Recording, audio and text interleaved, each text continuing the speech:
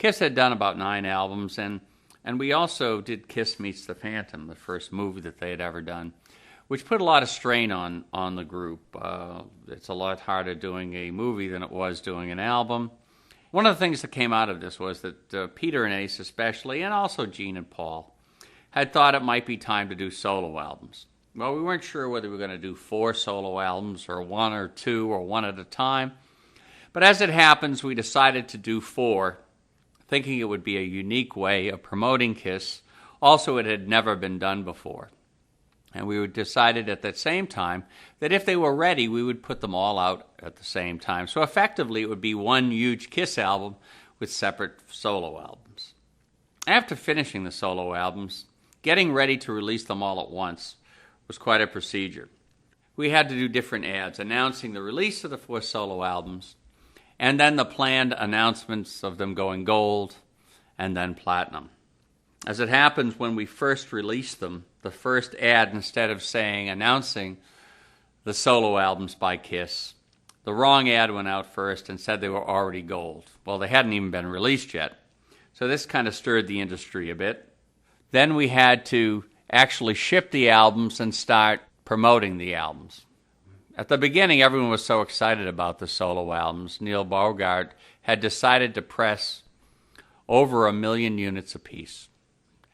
This was more records than had been pressed for any album at that time, certainly for a release of any one album, never mind about releasing 4 albums at once.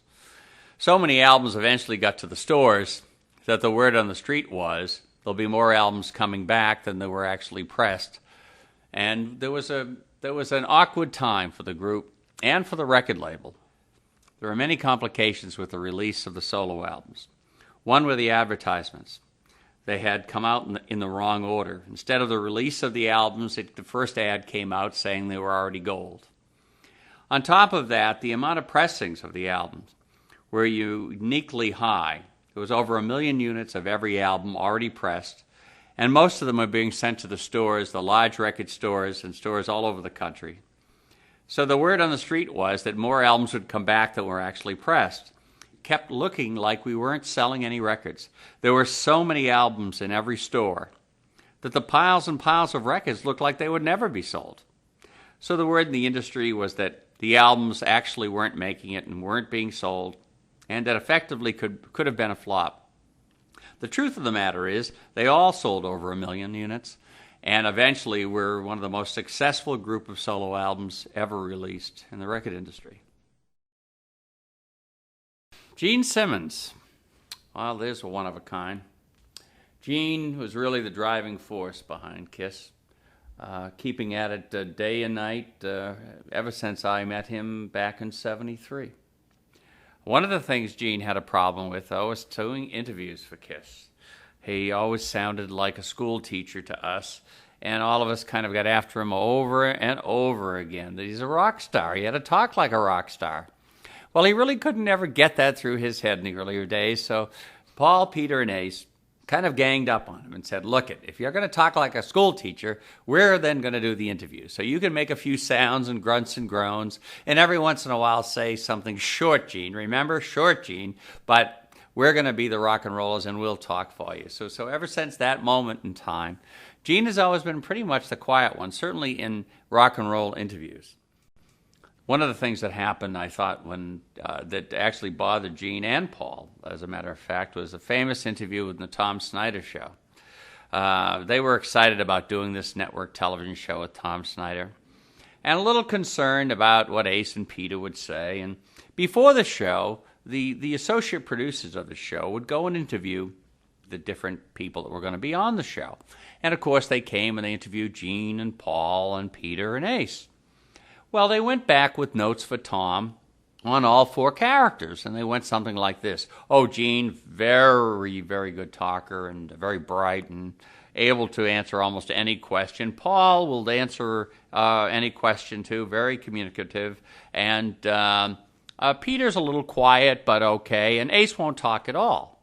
Well, the truth of the matter is the day that they went to interview Ace, Ace was feeling pretty good, had a few drinks, and was kind of a little out of it, so he really didn't want to do any pre-interview with any associate producer, so he basically didn't say very much, And that's the notes that got back to Tom Snyder. The day of the show, when we arrived at the NBC studios, Ace was feeling great. He had had a great day, and he was in top form. We had bought a bottle of champagne, was back in the dressing room. We had a few sips of the bottle of champagne. Ace was in true form.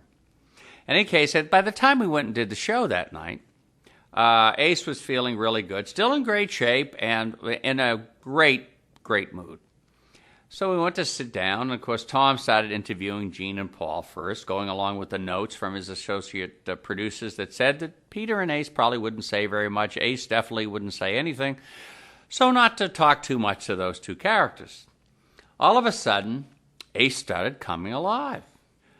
So Tom started looking at Ace and started asking him a few questions. Well, Ace started to burst out in laughter and started discussing Kiss with Tom Snyder, and at the point where Gene and Paul started to give him dirty looks. Well, how dare he start talking like this and start laughing and carrying on television. Meanwhile, Tom Snyder started to think that maybe this was a joke being played on him by his staff. After all, they told him Ace wasn't going to talk at all, and now Ace was telling jokes, laughing, and discussing everything with Tom. Well, we go to commercial, and Gene comes over and says, Bill, you got to do something about Ace. You know, he's just getting carried away, and you've got to tell him to be quiet. Well, of course, I thought Ace was doing a great job. And it was a lot of fun to see him come to life, and Tom Snyder was enjoying him as well.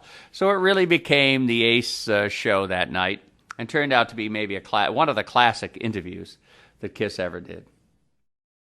Well, you know, the solo albums had come and gone, and it was time to do another Kiss record. And the next record was Dynasty. Dynasty was a unique record only because it was the guys getting back together again after all sorts of traumas that happened with the solo albums.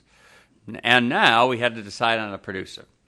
Well, as it happens, the producer that finally turned out to do Dynasty was Vinnie Poncia for a number of reasons. One, Peter had used him for a solo album, and he had refused to do the next album unless he could use Vinnie Poncia. Well, Vinnie, we all liked Vinnie a lot, and so Vinnie became the producer of record. The next thing was to find the music, and the music obviously was written by Kiss, but one song we needed to fulfill our obligations to Casablanca was a disco song. Well, none of us really wanted to do a disco song, but Casablanca had become famous for doing disco records, and Donna Summer was on the label and so forth and so on, but so we decided to do a disco record called I Was Made for Loving You, which ironically turned out to be probably the second most played single that Kiss had ever done, the first being Beth, and the second being I Was Made for Loving You, a world hit, and followed us around the world as we did the world tour. The Dynasty show turned out to be the biggest Kiss show we had ever done. It took 16 semis to travel around the United States. It was a monstrous show with a very large crew. And we put it together in Lakeland, Florida, and we finally started the show, doing the first couple of shows in Florida and moving up the East Coast. When we get to Atlanta, I had already flown back to the offices in New York, and I got a call from the head production manager. The production manager let me know that after tonight's show, they were quitting. They were quitting because the show was too big, it should have never come on the road, and it was impossible to do. Well, I got on a plane and flew to Atlanta right away, and I came into the Omni, which was the arena that we were doing the show in, and the head production manager came over to me and said, Bill, look, this is impossible. The show just doesn't work, it's way too big, and I'm really telling you that after tonight, we're all quitting, it just can't be done. And I said, well, okay, let me think about it. And I said, we'll have a meeting to talk it over in 15 minutes. You get all your crews together. Now, knowing that I couldn't very well take the Kiss show off the road, it was costing millions of dollars to put it on, I had to find some way to get through that evening and convince people that we could do the show. So we gathered all our production crew together. And as I'm talking about the show, I started to realize that the show was obviously very big, but that no one had ever seen the show. We had rehearsed it for weeks, but it was so complicated. Each particular person had its own idea of what they had to do, but never had seen the show put together because they were too busy working on their own little departments. So I finally started explaining the show to them. Everyone looked at me with this blank stare saying, yeah, is that the way it's supposed to be? I said, well, tonight, here's what we're going to do. We're going to go through the show step by step.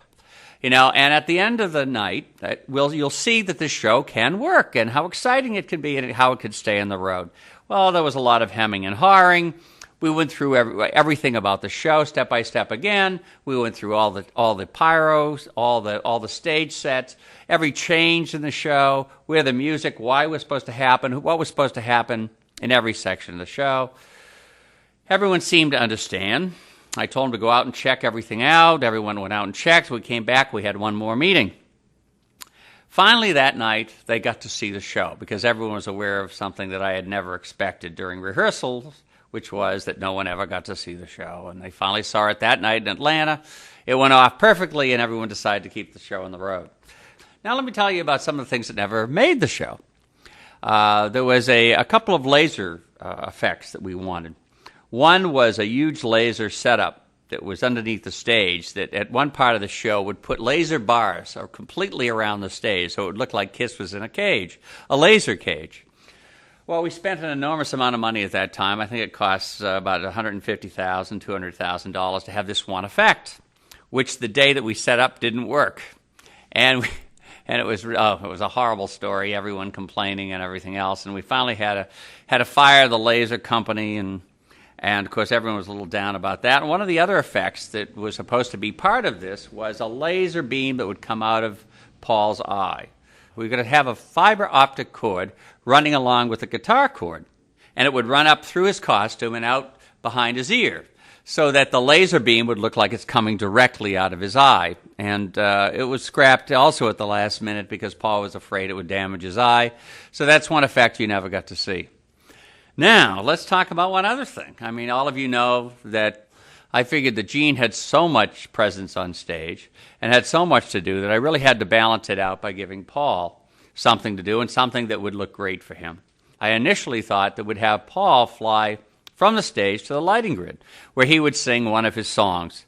And it would just fulfill that part of the show and balance off what Gene had on the other side of the stage. When I described it to Paul, he listened carefully and then told me, no, he didn't think so. He thought he'd be too scared to fly from the stage, and the wires, would they hold him? Wouldn't they hold him? There would be too many complications. Of course, the minute he said no, Gene raised his hand and said, I'll do it. As always, Gene felt anything else he could do on stage he would do, and usually did. So anyway, that was the story about how Gene finally got to fly to the lighting grid. The Dynasty tour, as I mentioned before, was a huge tour in the sense of the type of people, the stage set, and the complete show. As the show continued and as we traveled around the world, it was becoming obvious that the show was so big that unless we really sold out every show, there was not going to be a lot of money made on the tour. This became a problem at the end of the tour, certainly for me and for the group, based on the fact that their business managers at the time kept telling them they're not making money on tours. There was a lot of complications, I think, that came from this. One, this particular tour didn't sell out, probably because the Dynasty album wasn't one of their biggest selling albums. We had just done the solo albums. There was an awful lot of Kiss product out there. And although we had a hit song on the Dynasty album, which was I Was Made for Loving You, it was really bigger outside the United States than it was inside the United States. So that overall the album sales were down slightly and the attendance on the show were down, and therefore we didn't get to make the profits that certainly their business managers wanted them to make. Peter Criss. Well, Peter Criss is a true rock and roller. If there was ever a rock and roller someone meant to be, Peter certainly has been there, done everything, and certainly had his ups and downs in life, but is truly the ultimateness in what you'd feel as a rock and roller. Peter could also be very emotional, very sensitive, very emotional. You could say something to Peter that would either be very up or very down, depending on how he took it that day. But there were a lot of things that would happen. Because he was so emotional, sometimes he would do things to get attention, but sometimes he would hit his hand on something because you'd say, oh my goodness, you're the drummer, Peter, why did you do that? Well, I'm not sure today, I really can do this today. And he'd go through some heavy emotions. But he would also be a wild one. I remember one great party that Peter threw in his house up in Connecticut. And when we were all we had great food and lots of people were there. And it was just one of the best parties we had had. And all of a sudden, Ace comes to me and says, "I think Peter is shooting his gun." And I said, "What's that sound? Is that?" He said, "Oh, I think Peter's shooting his gun." And I said, "Oh, no, we're in the house." Well, sure enough, Peter comes downstairs, and as he's coming down the stairs, he's shooting his gun into the ceiling. When you can imagine people jumping over chairs, jumping behind couches, running into the kitchen, running out of the house. And, that was just one party. There was many others that were even wilder. Peter, always the crazy rock and roller. I can remember this story while we were in Germany. I think it was Frankfurt.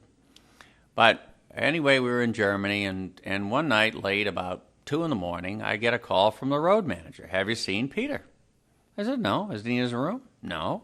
"Well, he must have left the hotel." "No, he didn't leave the hotel." "Well, maybe he found someone else. Maybe he's in someone else's room." "Well, we've looked everywhere."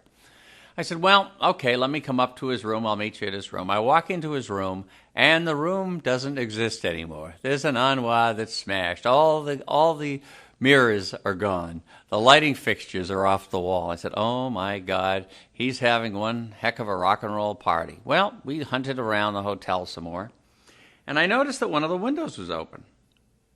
And I said, "You don't think he could be walking outside on the ledge, do you?"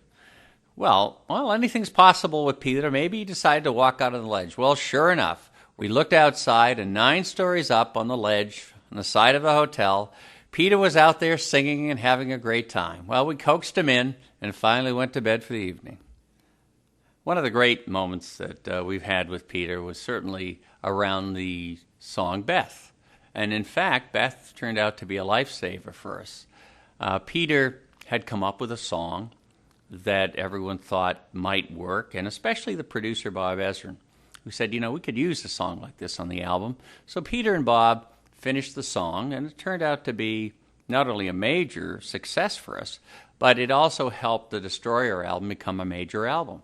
It was the biggest single that the group has ever had, and it was because of Peter Criss, because Peter came up with an idea and a song that initially the guys really didn't want on the album. Gene and Paul thought it wasn't a Kiss song, and it certainly wasn't a typical Kiss song. However, at listening to it, I knew it had to be on the album, and it certainly struck me as a possible single. And it went on the album, and it turned out to be not only the biggest success they've had as a single, but it saved and promoted the Destroyer album all over the world. Oh, there was one night at a concert when someone threw a cherry bomb on stage, and it landed right beside Peter's drums. And I see Peter fall off his stand, and I'm saying, oh, my goodness. And everyone's panicking. We help Peter off the stage, and, of course, the audience knew it and everything. And there's an ambulance that's backing up to the backstage area, and Peter's being carried out. And now we're on our way to the hospital, and he looks up at me and he says, "Bill, do you think we should do the rest of the show?" I said, "Yeah, I think so." He said, "Well, turn this thing around." Well, he turned it around. He comes back to the stage, and we finished the show. As always, Peter could be very, very emotional, and during those times, it was between the partying and some of the drugs and everything else that were being taken, Peter would be extreme. And Gene and Paul came to me and said, "Look, I think we're going to have to replace Peter." I didn't think it was necessarily the right thing to do at that time. I had hoped that we'd give him a chance to help himself first, but it didn't seem to get any better, and Peter at the time was also in the middle of getting married, and it seemed to be so emotional that we had many, many meetings between the four of us, Ace, Paul, Gene, and myself. Ace and I were on one side, and Gene and Paul were on the other side. The decision was finally made, and we had that final meeting with Peter after he came back from his honeymoon and told him what was going to happen. Obviously, he was very hurt, and Gene and Paul left the meeting after telling him, and he turned around to Ace and asked Ace if that's what he felt. Then Ace reluctantly said yes, and we finally left Peter alone to ponder what was happening, and it was very sad, an emotional day. looking for a new drummer. Well, it was time. We knew we had to face it. We had to find a new drummer. Peter was gone. And the trauma of settling in to find a new drummer turned out to be more of a chore than anyone expected. Hundreds of drummers we went through. We used to set up a rehearsal hall and had a drummer every half hour. We figured the drummer would play for 15 or 20 minutes. We'd have to say hi. We'd have to say goodbye. We'd have to be nice to them. We'd have to shuffle them out and get the next drummer in. So we figured about a half hour to 40 minutes per drummer. And we went through drummer after drummer after drummer, realizing that, of course, we couldn't use anyone that was already known because if everyone already knew them, he couldn't be part of Kiss, certainly not if they knew his face. So we kept looking for new drummers, and most of them weren't up to the level that we needed. Plus, the personality was important. Don't forget, this drummer had to put up makeup every single day for the most part, had to hide his face all the time, and had to be part of a group that was already established and come in as a new member. As we went along, we found this one guy, Carr. Eric was a sweetheart, played very well, didn't seem to have an overpowering ego, and the guys thought they could get along with them and liked his drumming. So we finally signed Eric. Eric didn't become a full member of Kiss. He was a hired hand, but he was a terrific person. And to give him a little feel of what a rock and roller was like, we bought him a new Porsche and gave him a fairly good-sized salary for joining Kiss. The guys didn't really want to make another full partner with the group Kiss, and he really remained a hired hand to the very end.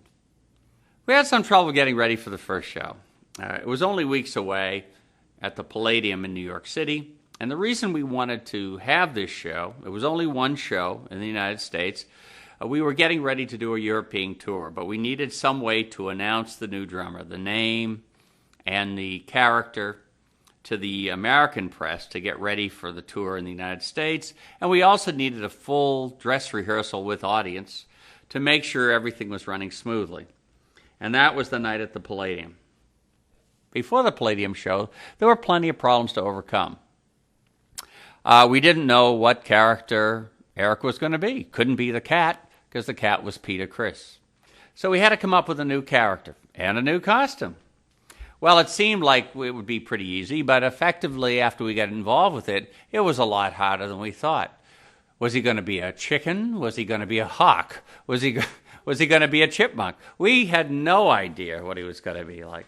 And as the days got closer and closer and closer, it got worse. Paul and Gene got scared about what was going to happen. Was it going to happen? Where were we going to finish it? Where did we have the costume? Is the makeup going to work? And I remember at the last minute, the day before the show, where we were rehearsing the songs and trying to finish up everything, Gene and Paul and I had our first real argument upstairs in the dressing room at the Palladium. Them stating very clearly to me that I was the manager, I'd better get it together and make sure that he was ready for tomorrow night's show, or that was it. And they just stormed out of the dressing room. Well, Eric and I spent most of the night getting ready for this, finishing up a costume that wasn't quite done yet, deciding what the final touches of the makeup was and what he was going to be, and getting ready for the next day. And literally stayed up all night working on this, and by the next day, it was done. He was the fox, we had the outfit, and he was ready to go, and the makeup was set. The next day it turned out to be a little exasperating, only because, of course, it was the first time in the announcement of the new drummer, as well as the only show we were playing for all the press and the key Kiss fans in the United States before we went to Europe. The show turned out spectacularly well. Eric did a great job, and we were on our way to Europe. A couple of interesting stories that happened on that European tour. One happened in Milan, Italy. There was a communist demonstration that were going through the streets of Milan when we arrived, and there was plenty of talk about it, both in the papers and on television and around the hotels. And we were going to the soccer stadium where we were playing the first show. And the crowds had started to come in and mill around, and we had already set up the stage and everything else. And all of a sudden, the group was walking back and forth, and they heard a fight had broken out. Well, they were behind the stage, and they could hear the people starting to scuffle, then swear, and then the fight would break out, and the bottles would be thrown and everything else. Well, they thought there was going to be a full-scale riot. They ran back down through the tunnel in the middle of the stadium and back to the dressing room. So I stayed out there to see what was going to happen, knowing that we pretty much had enough crew to take care of it, and then I walked down through the tunnel under the ground and wound up at the dressing room. When I got to the dressing room, the door was barricaded. And I had to tell him many times it was really Bill. I'm the manager, remember me? Knocked on the door until they finally unbarricaded the door and let me in. Well, many discussions unfolded then. One was we're not going to play. Two was we're not leaving the dressing room. How are we going to get out of here alive? And so forth. And my only comeback on that was that I thought we had more firepower than anyone in the audience. One of the best tours that we ever had, I believe, was the first time to Australia. That was in the beginning of the 80s. We had a number of things that made it certainly great. We had our own plane, our 9 limousines, our own helicopter, as well as some terrific parties. The Australians are a lot of fun to be with. In fact, the parties were so great that we drank all the Dom Perignon there was in Australia. All the champagne in Australia, certainly the Dom Perignon, especially because Ace liked that. We used to load the planes up and have them at every party. In fact, the nights that we didn't have parties, which were few and far between, we'd open Bill's Bar. Bill's Bar became a special event when there weren't any other parties.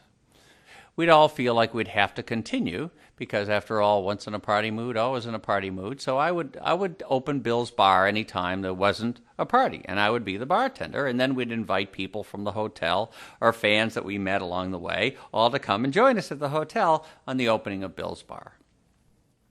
The shows in Australia were the biggest that had ever been brought to Australia. We were playing stadiums with one of the largest Kiss shows. The press used to follow us around every day in Australia. We were in the front of the newspapers. There were major events when we first arrived in Sydney, with the mayor giving us the key to the city. We had television stations and radio stations, as well as the top reporters who actually flew with us all around Australia. And there was also some controversy. There was a reverend who had talked about Kiss being the Knights of Satan service, which followed us around every once in a while, and had made a big statement in the national newspaper about Kiss being evil. So we decided to show them that we certainly weren't evil, and that was never really the case. We decided to dress up and go and visit the Children's Hospital the next day. And that was a terrific day. I mean, the kids loved it, so I think we finally put that to rest.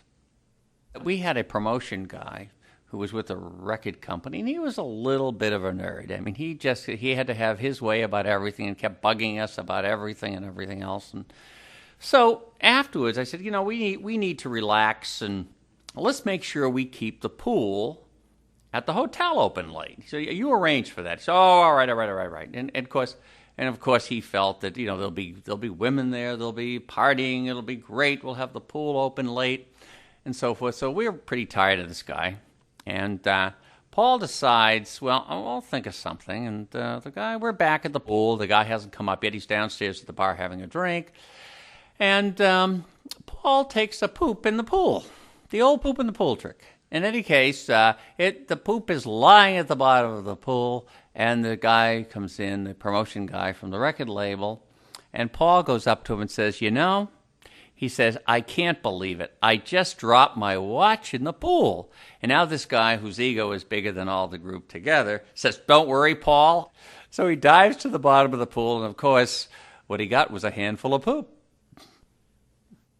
One of the parties we threw in Australia was a big gathering in Sydney, and Elton John was in town doing a tour, so we invited Elton to come and join us and so forth.